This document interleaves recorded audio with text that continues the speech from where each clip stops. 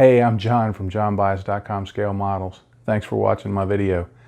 This video is going to be about using a very common product that some of us may put on our floors to make our models, use it on our models to make them shiny. And I'm talking about, of course, what's now called Pledge. Though if you've been building models for a while, you may know it as Future or Klear, depending on where you are in the world. And you may have one of 50 different bottles because they keep changing it. I'm not going to be doing any demonstration in this. I just wanted to kind of talk about the use of it because I see a lot of questions, a lot of information that comes up in forums and social media groups. And some of it is not always helpful. So I thought maybe today I could provide some helpful information that if you're new to using it, or even if you've been using it for a while, that may help you use the product a little better. Now, the bottle I have looks like this because I've got a few bottles. A few years ago, I heard that this was going to go out of production, so I bought an extra bottle. Well, actually, more than extra. I bought what has turned out to be a lifetime supply. So I got that going for me, which is nice. However, your bottle may not look like this. It may look like this one. And that is, I believe, the current bottle that you'll find in stores in the US. It changes, they seem to change that product about every 6 or 8 months. And depending on where you are in the world, it may be a completely different name, or the bottle may look a little different. So you will need to check if you're buying it for the first time and see with folks you know locally who are already using it and say, hey, is this the right product? Because you don't want to get the wrong one. They make several floor care products that look kind of alike, but there's only one that works for our models.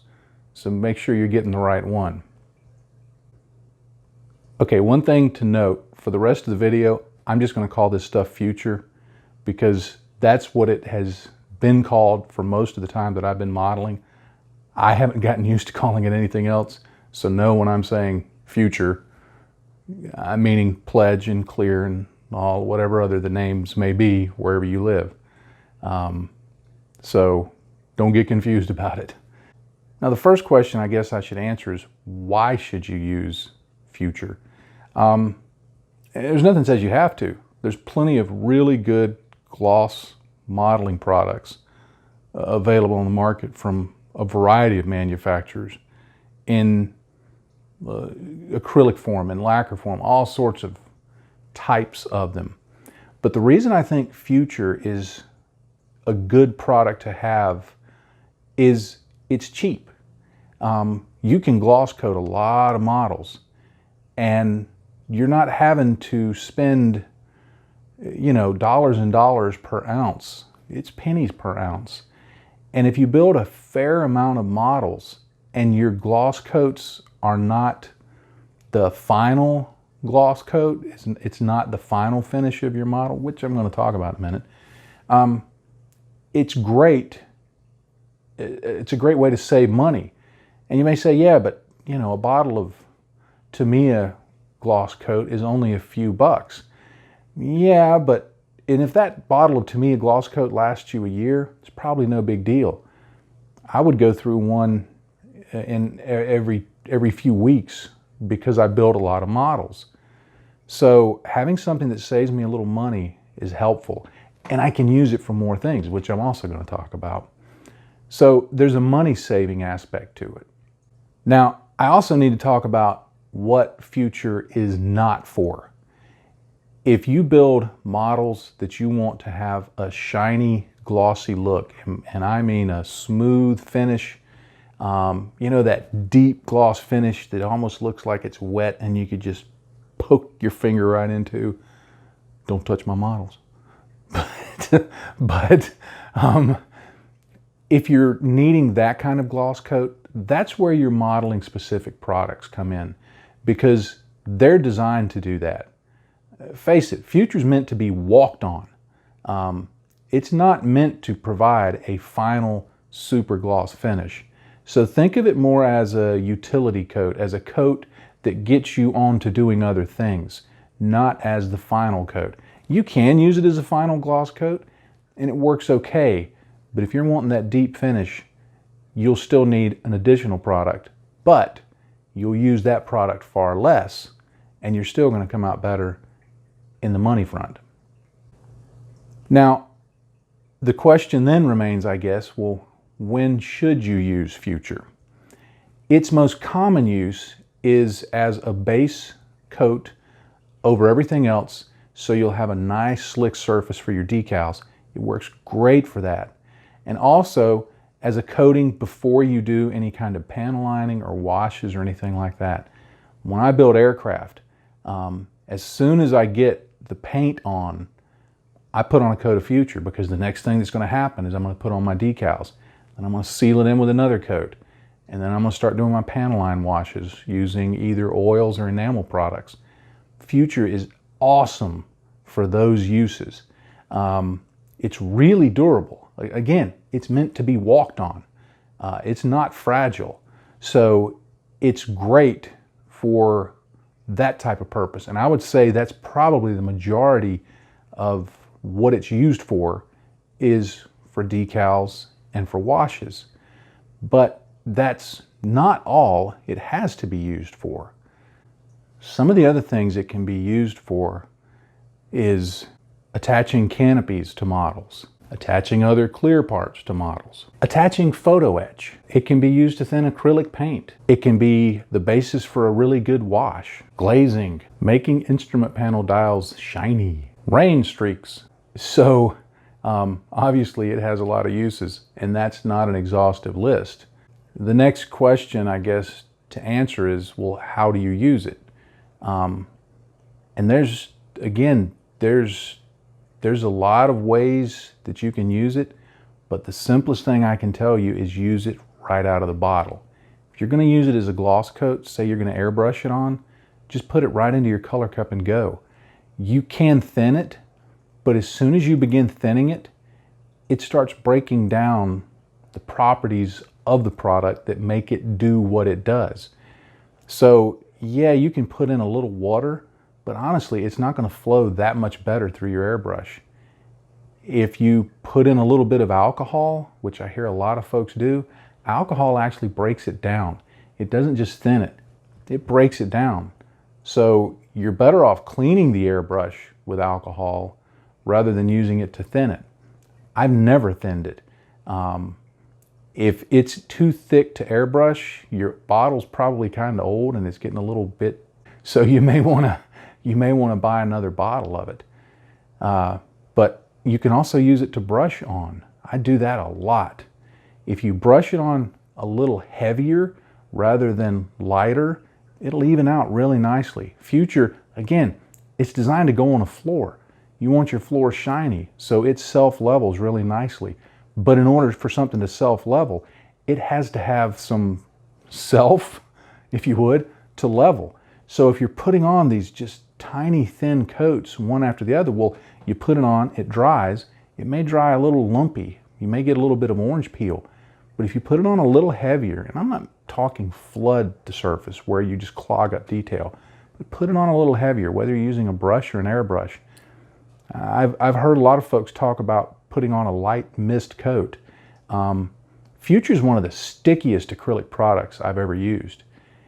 Unless you're putting it down on bare plastic, which I've done that before, it sticks to whatever paint you've got there, even gloss paint.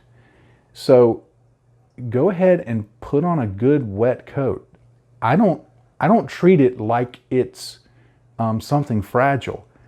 I go ahead and I just put it on there. I put it on a fairly wet, heavy coat if I'm using my airbrush. I don't, it's not like a fragile rose. I know I keep sounding like a broken record saying it, but this is stuff you walk on. It's incredibly tough.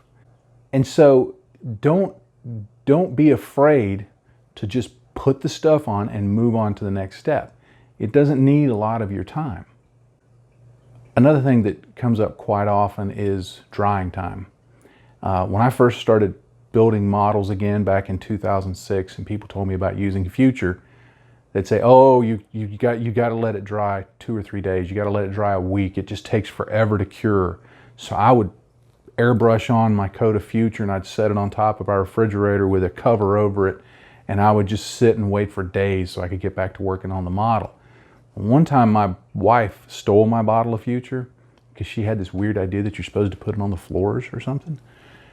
And I came in and I'm like, "What are you doing?" That's my gloss coat. She said, "I put it on the floor." And I'm like, "Yeah, but now we're gonna have to wait a week for it to cure." And she said, "You're an idiot." And she walked across the floor. And it had only been like an hour. And then it hit me. If you can walk on it in an hour, then the precious little model stuff we do, it's probably not going to hurt it. Now, having said that, I do like to give it at least overnight to dry if I can. But there have been times when I did what I called a speed build. Like I'd have a day off from work, so I would get up really early and I would say, "I'm going to build this model." I would take a box, I'd open it up, and I would try and build that model in one day. And I'm not talking just glue it together and just slap on a little bit of paint.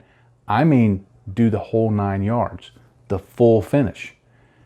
And so I would gloss coat, I've done this more than once. I would gloss coat the model and then use my airbrush to dry it out for maybe a minute. And then I would come right back in here to the workbench and I'd start putting on decals and I'd start putting on washes.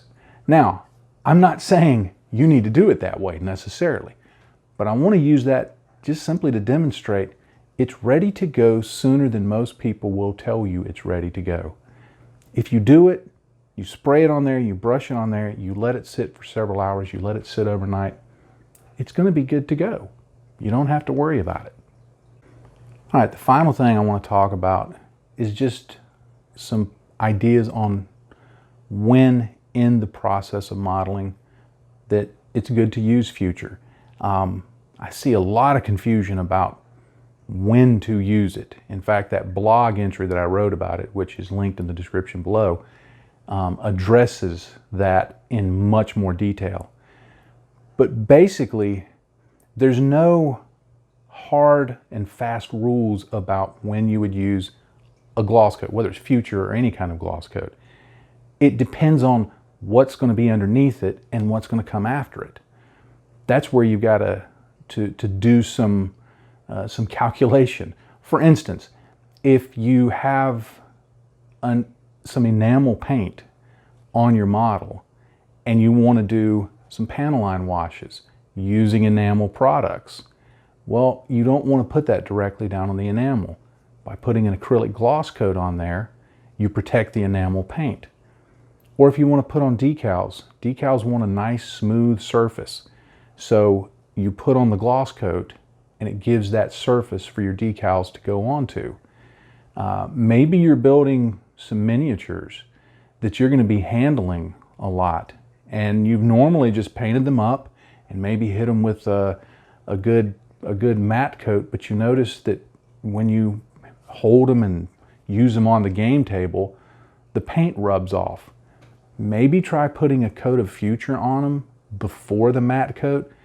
Because of its durability, it's very likely stronger than whatever matte coat you're going to put on there. Not always, but there's a good possibility of it.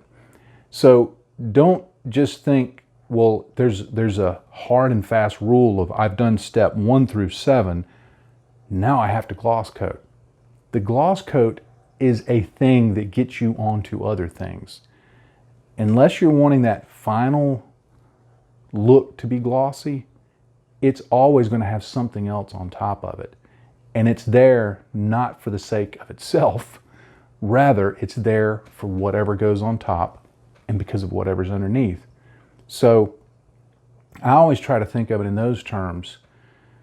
And when I can, I try to combine steps so that I don't have to put on layer after layer after layer of gloss coat or matte coat or anything. I try to order the steps logically so that I can make more efficient use of whatever clear coats that I put on, of which Future Gloss Coat is one. So don't feel locked in that there's any one particular time that you have to do it. Okay, I know this has been a bit of a ramble and it's probably not real exciting because it's just me talking, but I figured that most people get, okay, if you put it in an airbrush, you spray it on. If you use your brush, you slather it on. There's not much point in demonstration, but I thought talking a little bit about the hows and the whys and the whens might hopefully be useful.